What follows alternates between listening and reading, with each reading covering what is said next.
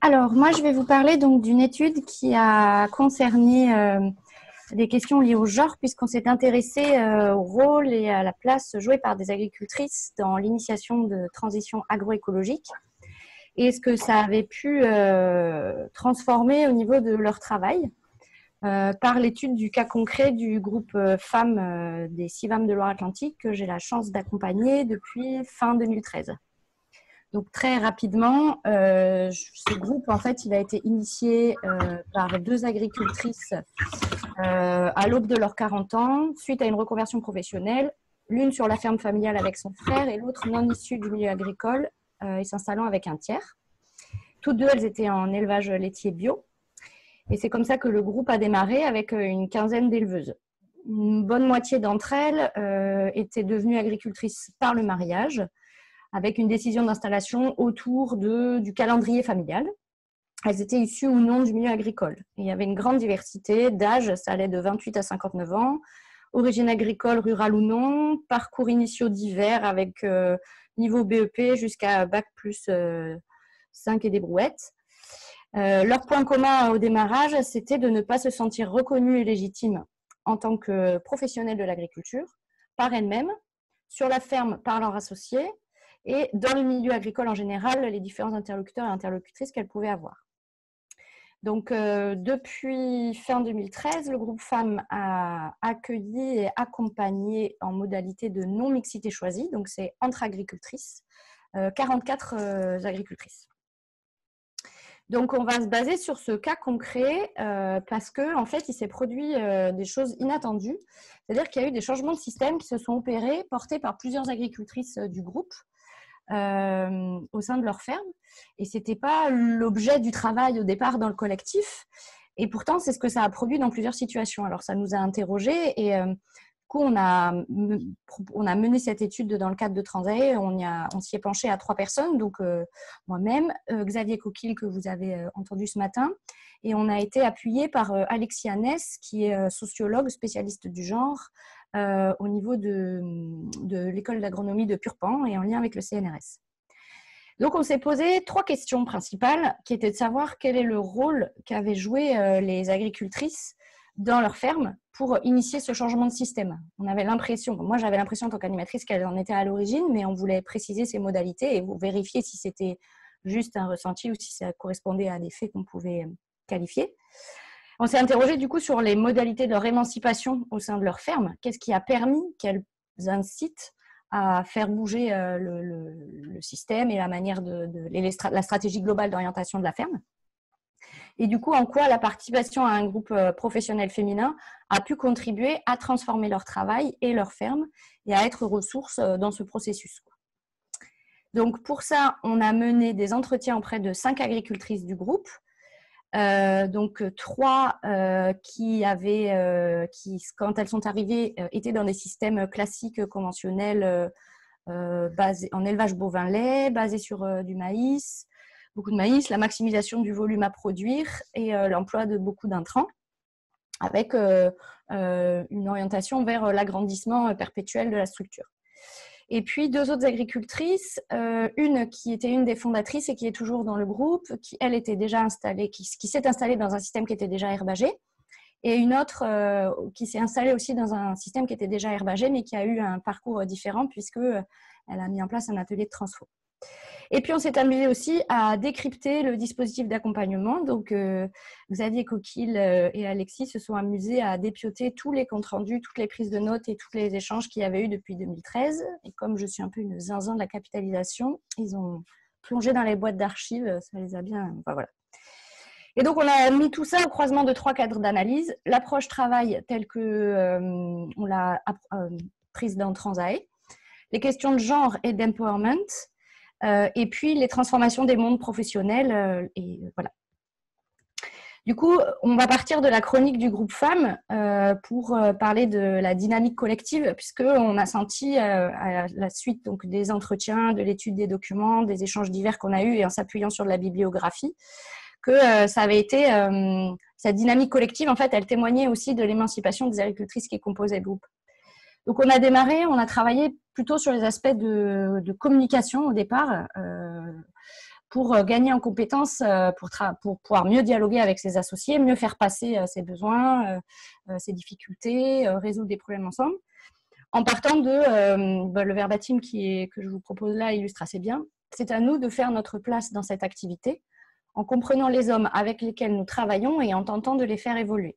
Donc, elles étaient vraiment dans un point de vue de « il faut que j'arrive à me mettre dans les bottes de mon associé et dans la plupart des cas conjoint ou membre de la famille proche pour arriver à capter ce que lui il regarde, pour pouvoir parler le même langage que lui et être entendu. » Donc, on a travaillé ça pendant à peu près une année. Ensuite, on s'est penché donc, sur l'amélioration des conditions d'intervention des femmes sur la ferme, sur le plan physique, mais aussi organisationnel. Donc, ça a été à travailler à la reconnaissance des apports qu'elles avaient dans le travail, qui n'était pas seulement de combler les vides et de venir filer un coup de main, mais qu'elles avaient une vraie place avec des vrais apports, des vraies compétences, des vrais savoir-faire. On a travaillé sur l'aménagement des postes de travail, donc notamment la prévention des troubles musculo-squelettiques, et puis collectivement faire des tours de ferme pour travailler sur comment on dresse des barrières, comment on re-questionne la manière dont sont faits les ouvertures et fermetures de champs, etc. Et puis préserver le corps et l'équilibre psychique, gestion du stress, prévention de la fatigue et conduite, enfin voilà, des choses comme ça. Et en fait, ça, dans les entretiens, ça fait ressortir que dans cet espace-temps-là, les agricultrices enquêtées, en fait, ont vécu une première transition professionnelle qui a consisté à s'affirmer comme agricultrice ou comme paysanne, suivant leur culture personnelle. Donc, donc là, il y a un verbatim qui illustre assez bien. Pouvoir parler en son nom, prendre un espace, faire fructifier son projet, ses envies, c'est ce qui me protège de la tendance à dépendre de l'autre et c'est ce que j'apprécie dans notre groupe. Donc, ça fait directement référence au fait que le groupe est une ressource. Et en fait, cette première transition professionnelle, ce premier développement professionnel qui s'est opéré pour 4 des 5 agricultrices, il s'est fait via la prise en charge d'un atelier de production sur la ferme ou la création d'un nouvel atelier. Donc, en plus de l'aide active qu'elles avaient déjà sur certaines tâches agricoles et le maintien des tâches domestiques qui, dans la majeure partie des cas, sont faites à 100% ou presque pareil. Les motivations qu'elles nous ont expliquées, oui, c'est des questions d'accomplissement personnel et puis d'adaptation à l'évolution du contexte et familial, où la plupart du temps les enfants étaient grandis et du coup tout le soin aux enfants et l'occupation autour des enfants qui était très chronophage s'est mis à diminuer et où elles ont eu donc envie et besoin de se réaliser ailleurs et notamment sur la ferme. Et aussi le changement de contexte agricole avec clairement les modèles basés sur la maximisation des volumes qui voyaient leur rémunération très aléatoire, voire négative certaines années. Donc à ce stade, elles se sont créées un milieu de travail au sein de la ferme pour elles, sans pour autant bouleverser le système de production. Ensuite, à partir de 2017, on est passé sur une échelle un peu plus large qui consistait à gagner en compétences techniques et pratiques afin de s'insérer, de prendre place dans des tâches productives au sein desquelles elles n'avaient pas accès, dans lesquelles elles n'avaient pas accès jusque-là. Et ça s'est mis en même temps, ça a généré en même temps du coup une deuxième transition professionnelle, au-delà de s'affirmer en tant que paysanne ou agricultrice, qui était de s'affirmer en tant qu'associée, à proprement parler sur la ferme, et contribuer à orienter le système, devenir une véritable interlocutrice de leur associé. Alors on a des verbatims assez intéressants. J'ai beaucoup réfléchi, ça m'a conforté de m'imposer un peu plus sur la ferme et d'essayer de communiquer des nouvelles idées à mon mari. Je fais mes preuves. J'ai un grand appui des expériences partagées, on n'est pas seul. Donc, pour 4 agricultrices sur 5, elles ont vécu les 2 transitions professionnelles. Pour 1 sur 5, celle qui était installée avec son frère, elle a vécu uniquement cette deuxième développement professionnel. Donc, on voit que là, le groupe, clairement, a été une ressource forte de leur transition professionnelle. Pour 3 sur 5, ça a été vers des systèmes économie autonome, donc des systèmes classiques, vers un système économie autonome. Et pour 2 sur 5 qui exerçaient déjà dans des systèmes économiques autonomes, vers des organisations du travail qui étaient plus symétriques avec leurs associés. Et finalement, assez logiquement, même si on a pu avoir des craintes, le dernière chose qui a émergé et qui aujourd'hui fait qu'il y a une grande dynamique dans le groupe, c'est l'envie de porter des revendications politiques. En fait, tout ce travail collectif au fur et à mesure des années a fait émerger une conscience de genre et une mise en questionnement de la classique et habituelle complémentarité entre les genres masculins et le genre féminin. Elles ont vraiment remis ça en question. Et d'ailleurs, j'en profite pour dire que tout ce qui est décrit dans ce travail, on considère que tout est une construction culturelle, une construction sociale et liée à un environnement socio-économique. Et on ne parle pas de tâches masculines ou de tâches féminines comme quelque chose de naturel. On considère que c'est quelque chose qui a été construit collectivement et hérité historiquement. Voilà. Et ce qui a changé aussi, mais je ne sais pas pourquoi ça n'apparaît pas sur ma diapo, mais de manière à peu près concomitante, là, vers fin 2017, début 2018, la communication, c'est quelque chose qui s'est tenu en fil rouge tout au long de ces années.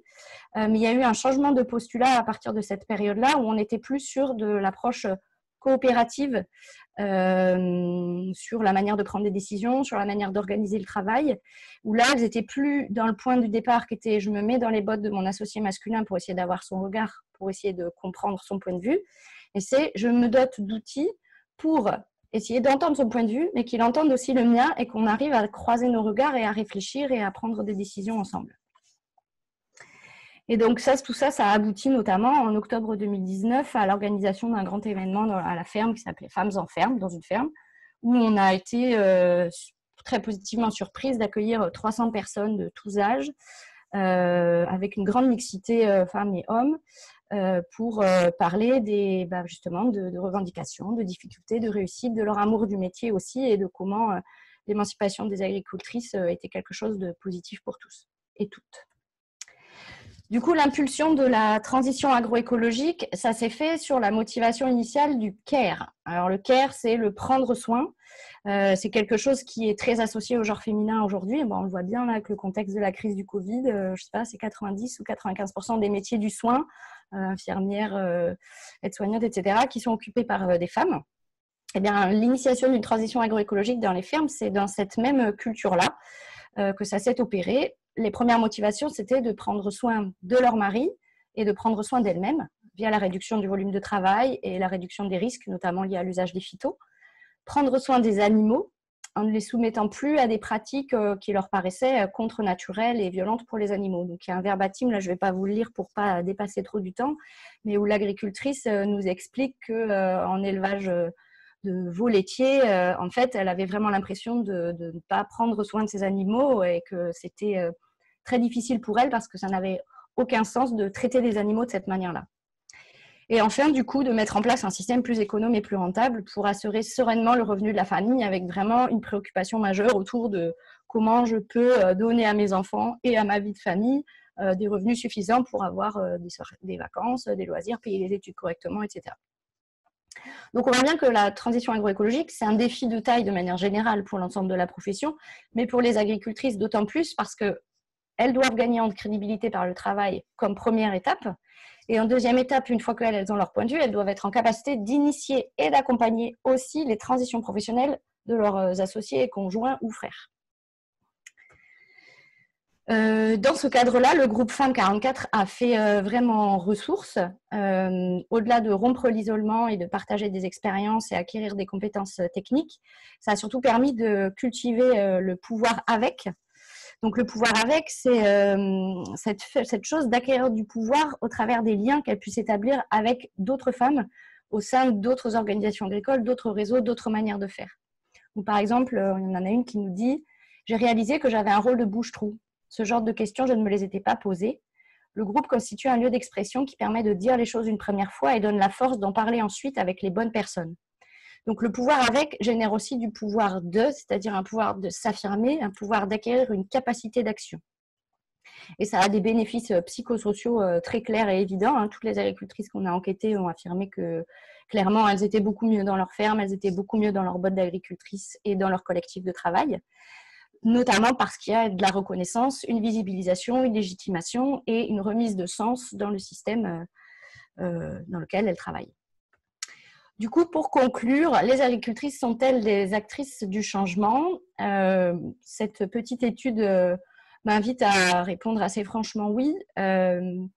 D'une part, sur l'aspect de la recherche de symétrie entre femmes et hommes au sein des exploitations, donc à plein d'échelles, sur les modalités d'expression et de communication entre associés, des choses très pratiques, ritualiser des réunions de GAEC pour pas parler avec toute la famille des génies sans chaleur, etc. à table et être plus efficient, avoir des outils de partage d'informations ensemble et aussi réinterroger certains modèles d'échange, par exemple quand échangent des génisses, qui sont les animaux les moins domestiqués sur les fermes et pour lesquels c'est des chantiers où il y a une assez forte tension, que ce soit avec que des hommes et des femmes qui s'occupent de ce chantier. C'est des chantiers pendant lesquels il y a des grosses tensions et il y a souvent beaucoup de violences verbales. On peut crier, on peut insulter. Enfin voilà, c'est hyper fréquent, hyper courant. Toutes les personnes à qui j'ai pu en discuter dans le groupe femmes et ailleurs. Et du coup, ça, en fait, c'est des façons de fonctionner qui sont liées à des modèles de masculinité qu'elles rejettent aujourd'hui et qu'elles veulent remettre en cause et elles veulent réinterroger ça avec leurs associés. Alors bien sûr, sur la distribution des tâches agricoles et domestiques, sur l'organisation matérielle, l'aménagement des postes pour réaliser le travail, puisque finalement, les hommes aussi souffrent beaucoup physiquement et forcent beaucoup. Elles, ça peut les empêcher concrètement de mener à bien une tâche et d'être autonomes. Et du coup, quand elles cherchent des solutions pour ça, finalement, c'est bénéfique pour tout le monde, puisque le corps de tout le monde est ménagé. Et puis, finalement, et aussi sur la définition de l'entourage socio-professionnel, le fameux « il est où le patron ?» elles ne veulent plus en entendre parler et du coup, ça peut remodeler les interlocuteurs et interlocutrices de la ferme si les personnes en face ne sont pas prêtes à les prendre comme des vraies interlocutrices professionnelles aussi. Voilà. Elles se sont impliquées de manière croissante dans la ferme autour de l'organisation du travail et de son explicitation, en amenant des innovations techniques et écologiques et en mettant clairement en place des pratiques et des systèmes moins néfastes pour la santé. Donc, on voit bien que ces évolutions sont bénéfiques et au travail coopératif, au changement de culture collective qui permettent de dire tout ce qu'on a dit ce matin autour du travail, la nécessité de communiquer, d'aller sur ces terrains, d'en parler, et à la transition agroécologique. Et pourtant, les efforts pour y parvenir, pour elles, en plus, sont décuplés par rapport à ceux de leurs collègues masculins, puisqu'elles doivent, avant tout ça, être reconnues comme de vrais professionnels. Donc voilà, en termes de conclusion, je poserai 2 questions. Faut-il favoriser l'émergence et la multiplication de groupements mixtes pour faciliter la transition agroécologique nationale? Ne faudrait-il pas se mobiliser fortement pour l'émancipation des agricultrices avec comme effet induit la progression possiblement accélérée de la transition agroécologique? Je vous remercie pour votre attention.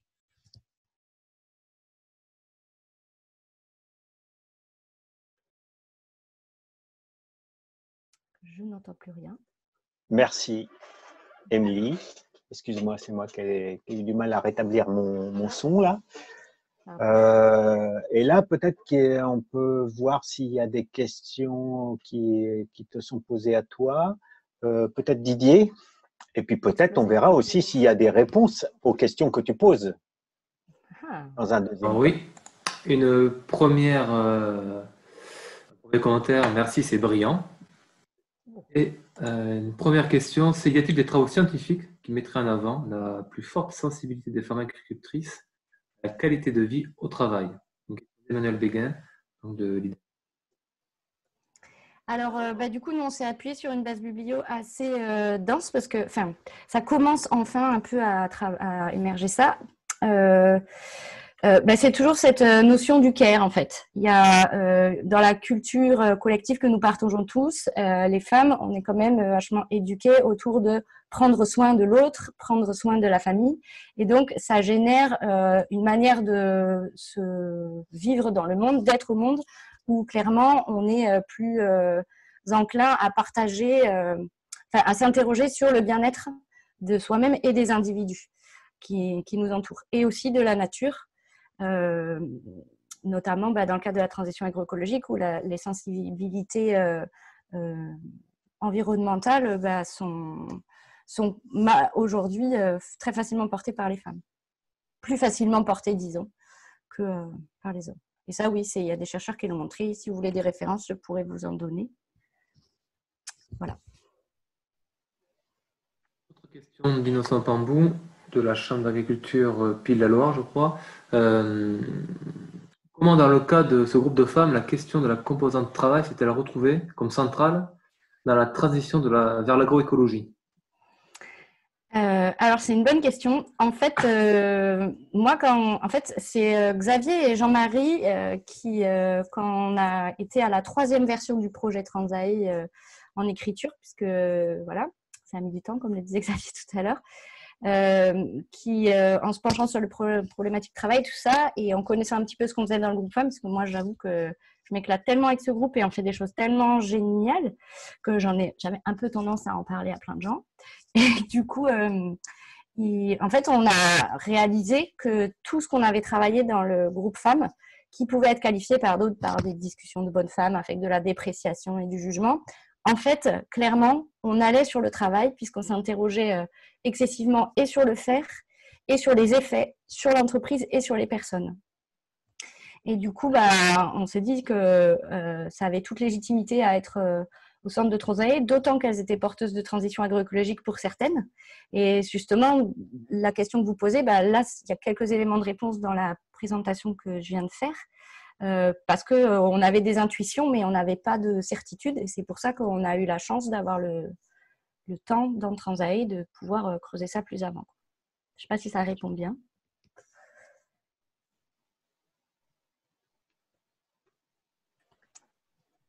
Innocent pourra peut-être dire par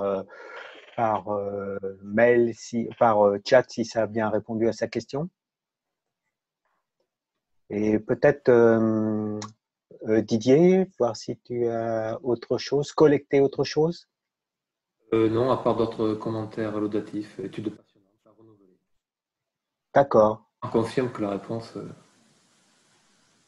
rencontre bien la question. Cool.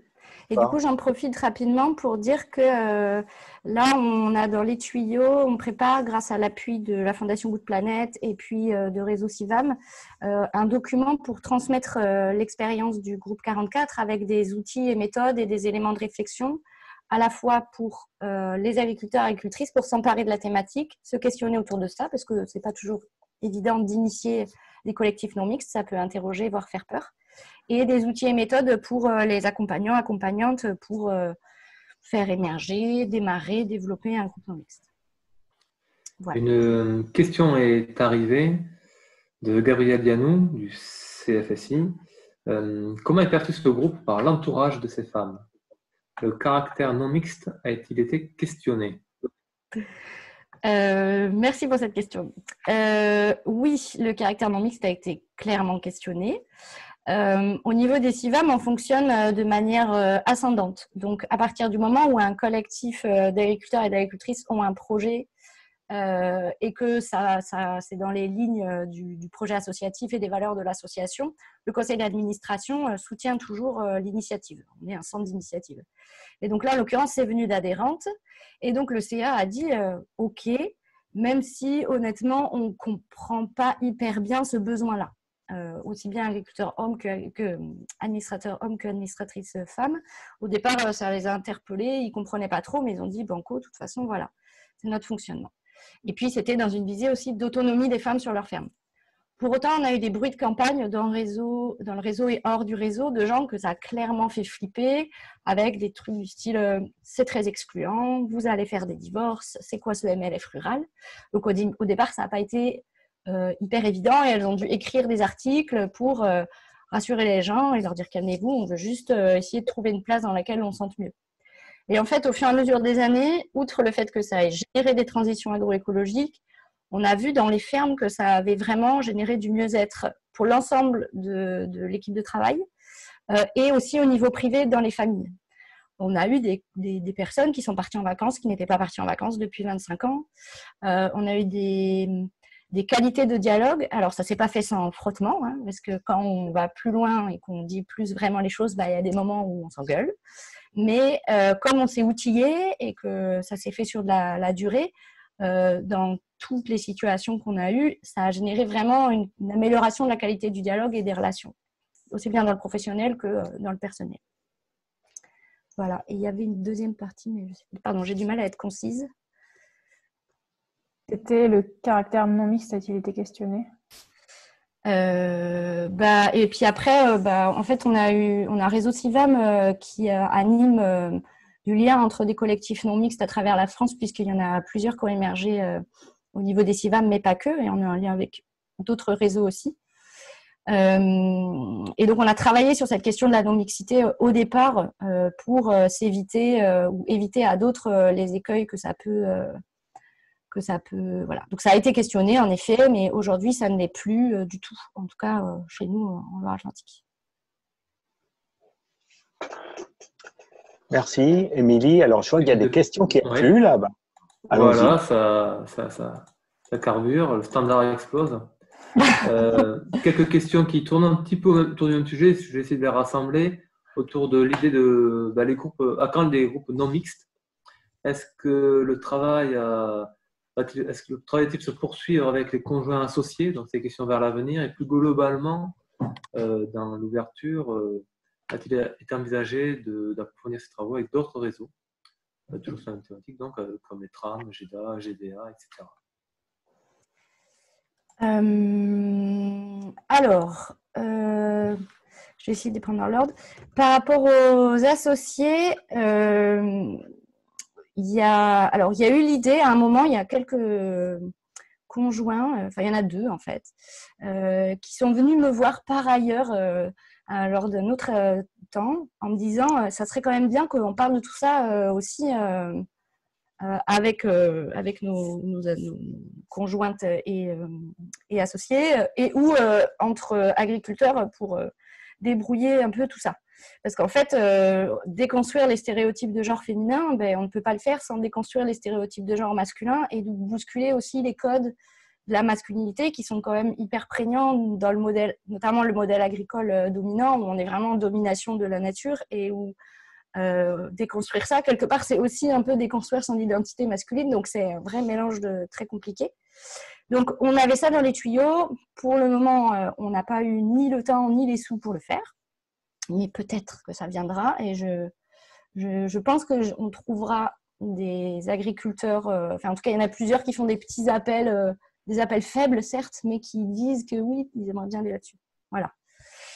Et après, le lien avec d'autres réseaux, il est en train de se faire. Donc, c'est ma collègue de réseau Civam, Sixtine Priou, qui est coordinatrice sur ces sujets au niveau national, qui est en contact notamment avec les réseaux des bio, avec les réseaux des ADR, les GEDA et tout ça. Mais on a eu un groupe d'un GEDA, je crois, normand, qui est venu à nos journées nationales en 2019. Et toutes les connexions sont bonnes à faire, donc il ne faut surtout pas hésiter. Et on travaille pas mal de plus en plus avec l'atelier paysan, notamment autour du lien agricultrice et machine-outil.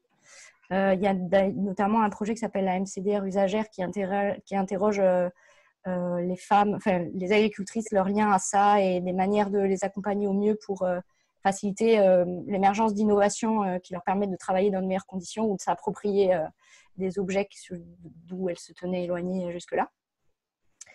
Et notamment, nous, en 44, on a une formation là qui va démarrer à l'automne, croisons les doigts, de soudure et de travail du métal pour créer des outils pour 2 membres du groupe.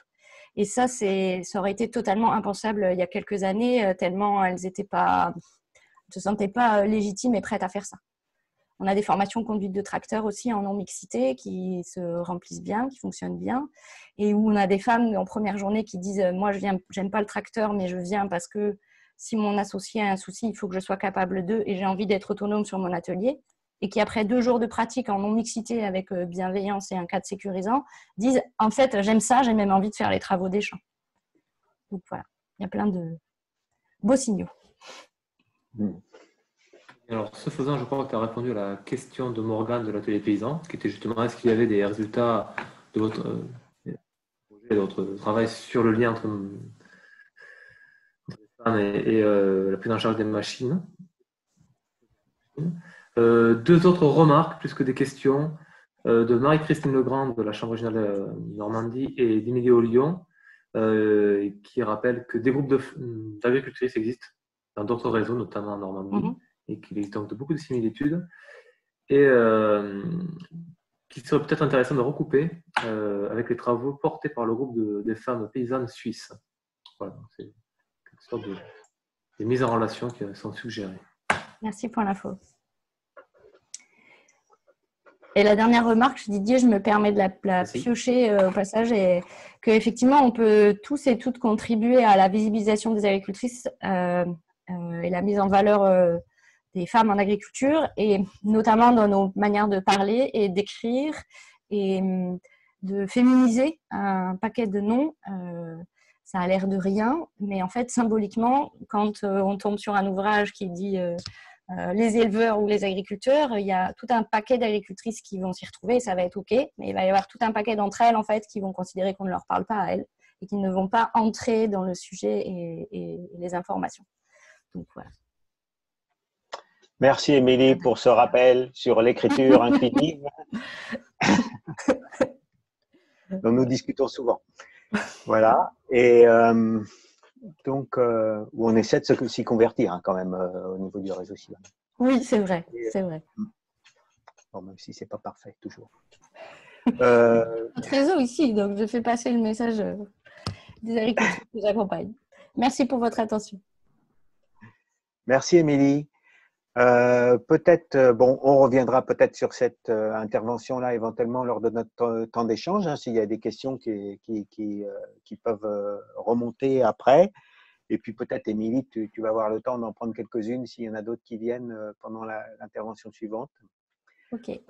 Juste peut-être, moi je me souviens quand même des paysans, donc lors de l'événement du CIVAM 44 que tu as organisé, enfin avec l'équipe du CIVAM 44, Émilie, au mois d'octobre, de paysans qui avaient quand même été un peu ébranlés par tout ce mouvement-là et qui vraiment, ça avait changé un peu leur vision des choses et on avait le sentiment qu'ils avaient pris conscience de quelque chose de problème auquel ils n'avaient pas réfléchi avant.